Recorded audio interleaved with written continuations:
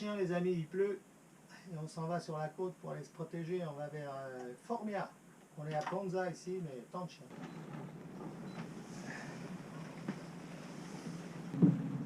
Essaie de faire l'aide en même temps.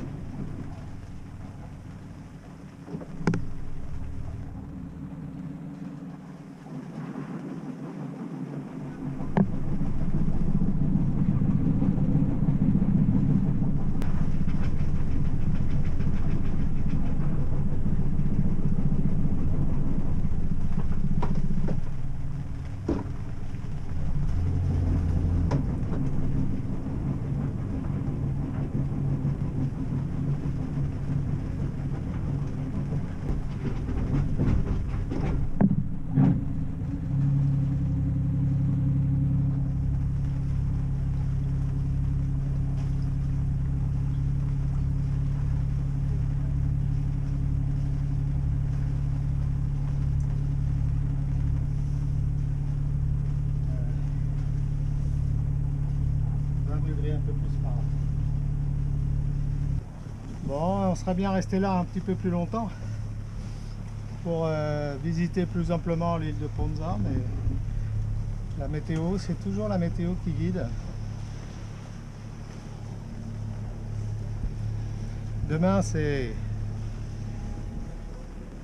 35 nœuds de vent, ici 3 mètres de houle. Alors, on n'est pas sûr de la protection, surtout de la houle ici, du vent, hein, certainement que c'est bon là. Mais on préfère aller vers la côte.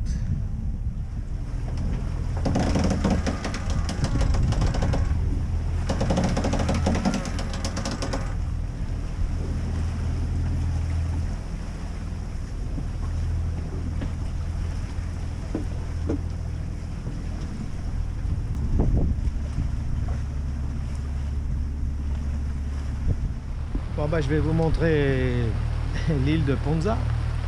Là on est à peu près à 4000, 5000. On voit rien. Et le temps.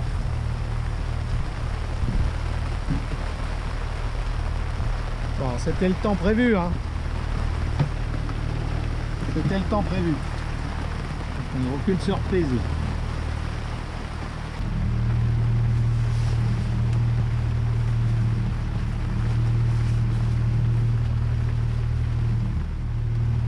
Je suis équipé Atlantique,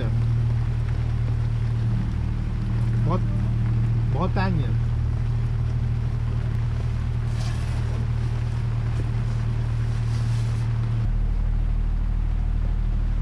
Coucou. Bon bah là sous la capote, hein, on est à l'abri. On appuie un peu avec le moteur parce qu'il n'y a plus grand chose comme vent. Là, on est au portant mais il n'y a plus grand chose. Alors je vais en profiter pour vous raconter deux anecdotes, un petit problème. 4D, j'ai une tablette, un iPad qui a une puce à l'intérieur avec une carte SIM data qui me permet de recevoir les informations directes en internet en étant connecté au réseau.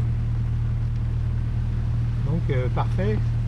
Donc j'ai aussi un contrat avec, je le dis, avec Orange, un forfait.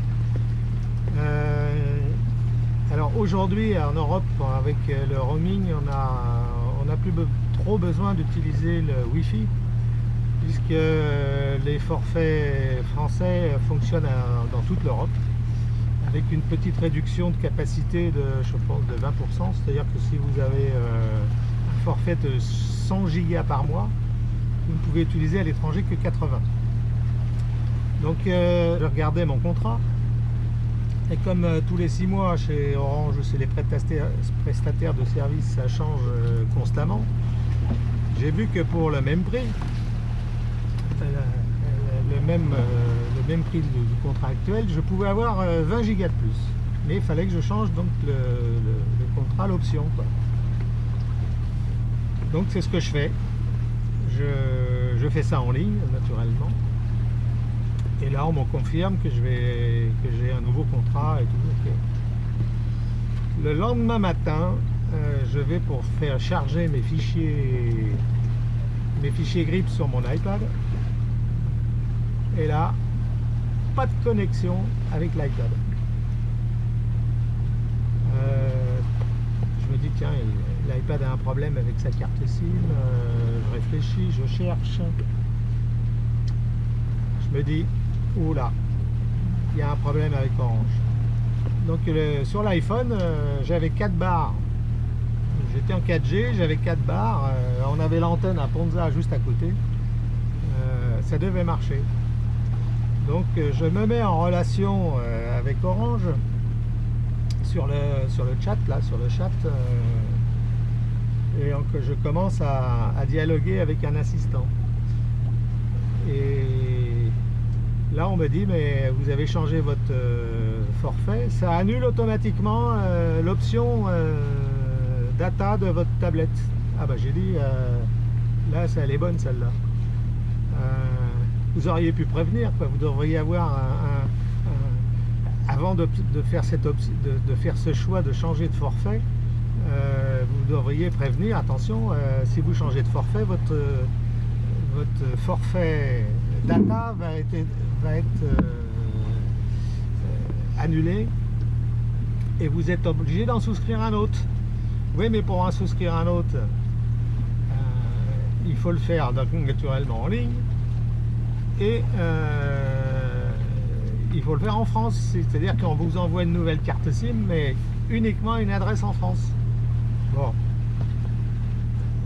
Heureusement que j'ai des solutions de secours, mais donc quelqu'un qui n'aurait qu'une tablette, qu'un iPad, rien d'autre pour faire ses navigations, il l'avait dans le baba là. Hein. Alors moi j'ai cette possibilité, c'est de connecter l'iPad avec l'iPhone. C'est-à-dire que c'est l'iPhone qui reçoit Internet et je connecte l'iPad à l'iPhone. Si j'avais su, si j'avais été prévenu, je n'aurais pas changé mon forfait. Je me serais débrouillé autrement, mais je n'aurais pas changé mon forfait. Bon bah les amis, c'est toujours aussi moche. On a fait 20 000 là sur les 35 à faire, 35, 36. Donc il nous en reste 15, 16, 3 heures, il nous faut 3 heures. Petit problème, c'est qu'on est au près. J'ai mis en mode vent, donc on est à 40 degrés du vent apparent. Et on n'est pas tout à fait dans la direction souhaitée, donc on va voir à la fin si je tire un bord ou si je vais au maximum de la côte comme ça sur ce bord là et après on fait le reste, le petit restant au moteur si on aura un décalage. Encore des options. Pour l'instant on avance à... on est toujours à 5 nœuds. Ouais, on va à 5 nœuds. L'île là-haut n'est pas trop forte. Non, ça va. Demain ça monte à 3 mètres, hein, 3 mètres là-haut. Ouais, ça va cartonner. Le vent 25, rafale 35. Donc on va se planquer, comme d'hab. Bon, le vent normalement devrait baisser, mais il tarde à baisser. Alors là il baisse, là pour l'instant il baisse. Bon, c'est un peu chaotique et puis il va remonter pendant 10 minutes à 10 nœuds, là il doit être à 8 nœuds là. Donc dès que j'aurai plus de moins de 6 nœuds de vent, j'affale le génois et on pique droit sur notre but au moteur.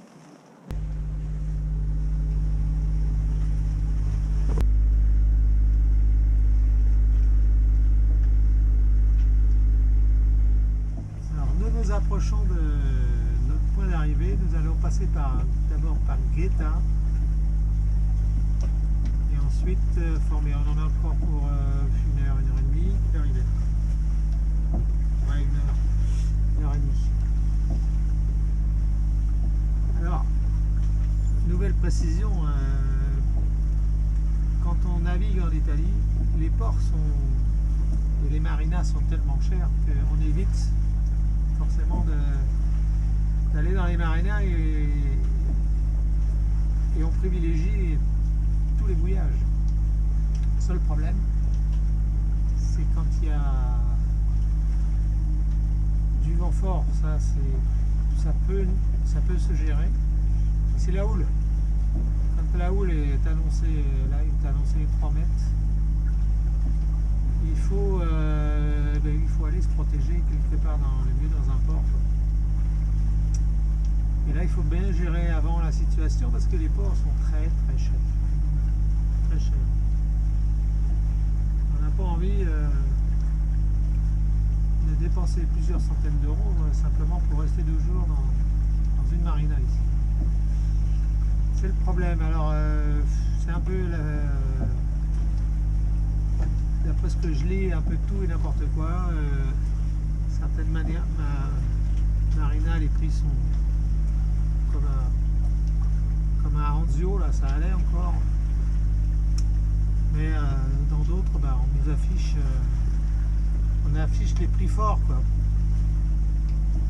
Si je regarde sur Navili, tout ce qui est aux alentours, c'est entre 70 et 100 euros, quoi, la nuit.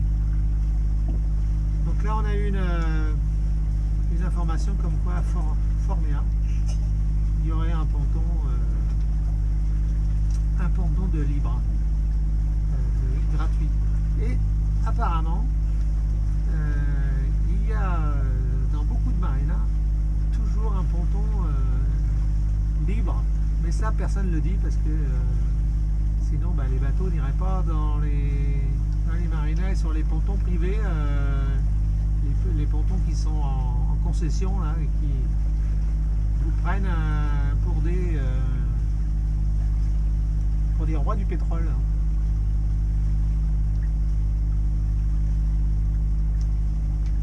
Donc à voir, ça sent bon là. Ça sent bon.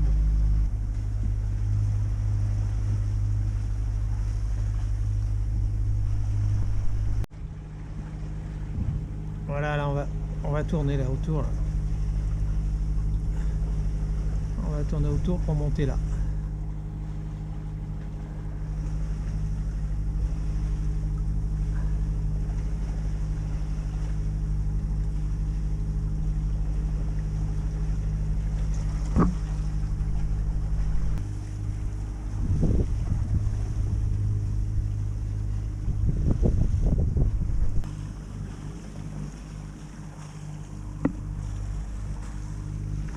Impressionnant.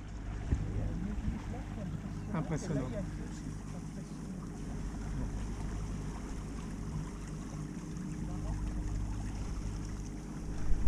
Alors là, nous évitons une ferme aquacole. Voilà, qui est...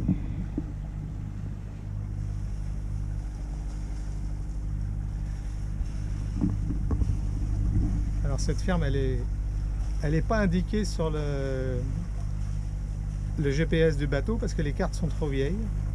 Par contre, sur Navionics, c'est bien dessus. Pas de problème. Nous, l'intérêt d'avoir des cartes à jour, parce que ici, si on arrive ici la nuit, alors je pense que c'est quand même éclairé là. Mais, ça peut prêter à confusion tout ça.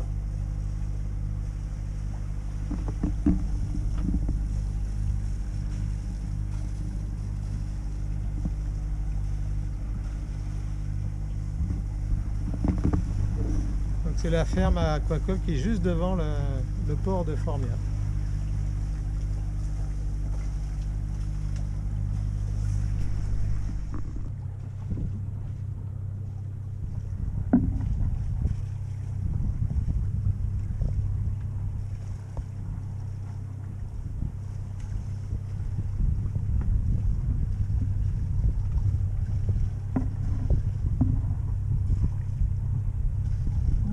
sous la brunasse.